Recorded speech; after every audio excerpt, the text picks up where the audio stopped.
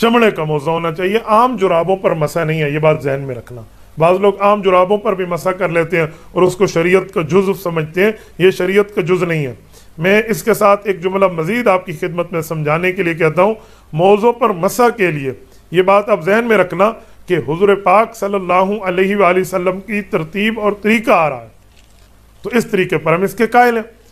अच्छा, आम जुराबों पर मसा भी नहीं है, हाथ पर पहने हुए दस्तानों पर मसा भी ना समझना, अपनी टोपी पर भी मसा ना समझना, सर पे बंधे हुए मफलर या अमामे पर भी दुपट्टा मसा ना समझना। औरतें अपने सर पे दुपट्टे और बुरके को भी मौजे के कायम मकाम नहीं कर सकती।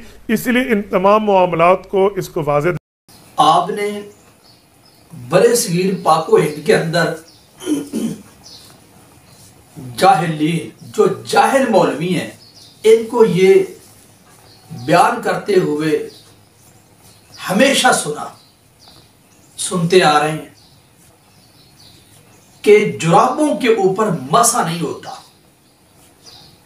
मैंने आपके सामने इन हनफियों के जो बुजुर्ग हैं, जिसकी बुजुर्गी का, जिसके इल्म का इस दुनिया पे कोई हनफी इनकार ही नहीं कर सकता, कोई भी हनफी। मैं ये बात दावे से कह रहा हूं। ज़ैली हनफी, और वो नस्ब और राय में लिखते हैं, ये मेरे पास नस्ब और राया कदीमी कुतुबखाना है और इसकी पहली जिल्द है। इसका जो सफ़ा नंबर है वो है 222। मैंने हवाला दिया, मैंने सफ़ा बतलाया, मैंने जिल्द बतलाई है, मैंने मकतबा बतलाया है। कदीमी कुतुबखाना ये हनफियों का मकतब है। मैंने इनके बुजुर्ग का नाम लिया है, ज़ैली हनफी। वो लिखते हैं कि अल्लाह के नबी सल्लल्लाहु अलैहि वसल्लम ने मुजाहिदीन की एक जमात भेजी। प्यारे नबी सल्लल्लाहु अलैहि वसल्लम ने उनको हुक्म दिया, यमसहु अलल असाइबि वत्तसाखी। बिस्मिल्लाहिर्रहमानिर्रहीम। आपने इस मौज़ू की गुफ्तगू सुनी कि ये किस तरह जुराबों के ऊपर मसा करने के हवाले से ज़ोर दे रहा है, और ये अहनाफ की किताब उठा के ये बात करना चाहते हैं कि अहनाफ ने लिखा है कि जुराबों के ऊपर मसा करना साबित है। तो मैं कहता हूँ कि आप पहले अपने बड़ों की किताबें पढ़ें कि उन्होंने इस हवाले से क्या लिखा है, फिर आप बात करें। और फ़िक़्ह की किताब से आपका कोई लेना देना नहीं, क्योंकि आप कहते हैं कि फ़िक़्ह के अंदर गन है, तो फिर कैसे आप लोगों के सामने ये कहता है कि इसके अंदर लिखा है कि मसा अलल जुरबैन जायज़ है और साबित है। आपके बड़े ने क्या लिखा है मैं आपके सामने रखना चाहता हूँ।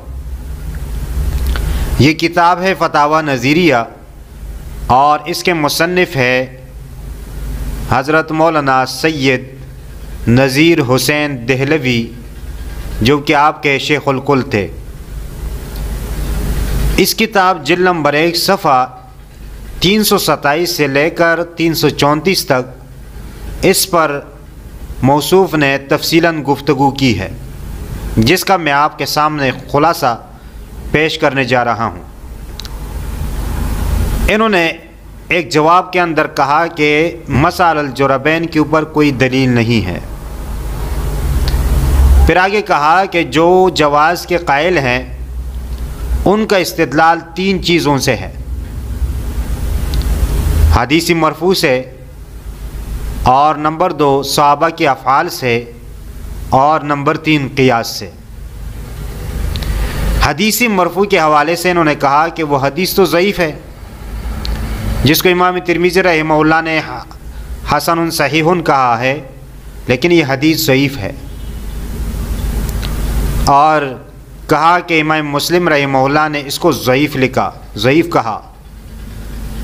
और फिर कहा कि जो मुग़ीरा बिन शुअबा रज़ी अल्लाह ताला अन्हु की ये जो हदीस है उसके अंदर जितने रावी है वो मौज़ू का तज़किरा करता है सिवाय अबू कैस और हुज़ैल के। तो लिहाजा ये ثقات جو راوی ہیں ان کی مخالفت ہے، اس لحاظ سے یہ حدیث ضعیف ہے۔ پھر اس کے اوپر تفصیلاً گفتگو کی ہے اور پھر کہا کہ جو صحابہ کے افعال سے استدلال ہے وہ استدلال درست نہیں، اس لیے کہ اس مسئلے کے اندر اجتہاد ہے، اور اجتہادی مسئلے کے اندر صحابہ کا جو افعال ہے وہ مرفوع حکمی نہیں ہے۔